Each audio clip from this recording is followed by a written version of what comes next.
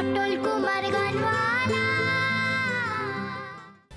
ওং সরস্বত্যৈ নমো নিত্যং ভদ্রকাল্যৈ নমো নমঃ। বেদ বেদাঙ্গ বেদান্ত বিদ্যে স্থানেব্য এবচ। এসো পুষ্পাঞ্জলি। কি হচ্ছে মা, আমি বুঝতে পারছি না। ঠাকুরমশাই পুরো শেষ করতে চললেন, এখনো ভোগ রান্না হলো না। না আমি এটা বুঝতে পারছি না মা, এত দেরি করলে কি করে হবে? মিস্টার আগরওয়াল ফোন করলেই তো আমাকে তুলিকে নিয়ে অডিশনে যেতে হবে, কেন বুঝতে পারছো না?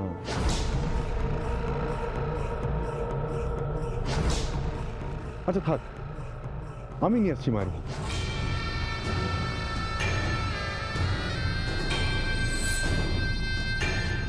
সত্যি দীপা, ভোগ রান্না করতে তোমরা বেলা কভার করে দিলে। বল্টু তুলি বেরোবে বলে আমি ওনাকে হাইজ্যাক করে তুলে আনলাম, আর তাও তোমরা লেট। সব হয়ে গেছে, কেন যে তারা করে বুঝি না কারণ।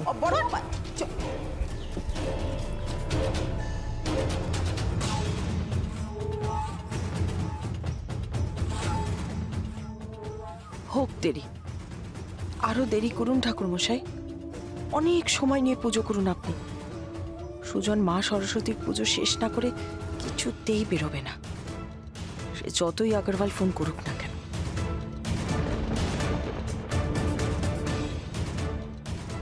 ঠাকুরমশাই,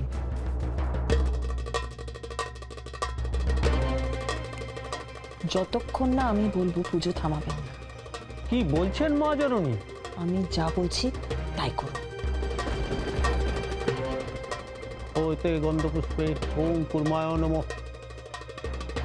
আমিও দেখব আজ কি করে তুমি রঞ্জিতের সাথে দেখা করো সুজন।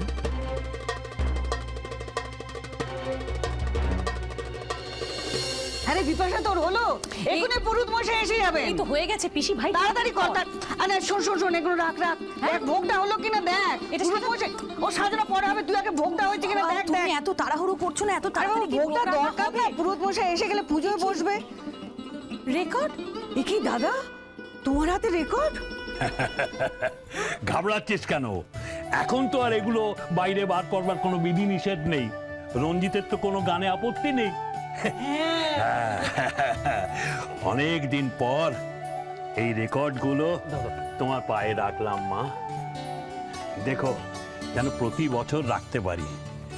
আর এও দেখো মা, এই বাড়ি থেকে যেন গান বিদে না হয়।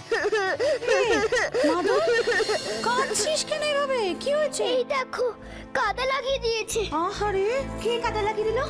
কে আবার? ভম্বল কাকু। আবার সেই ভম্বল? তোর গায়ে আবার কাদা ছুড়লো কেন রে?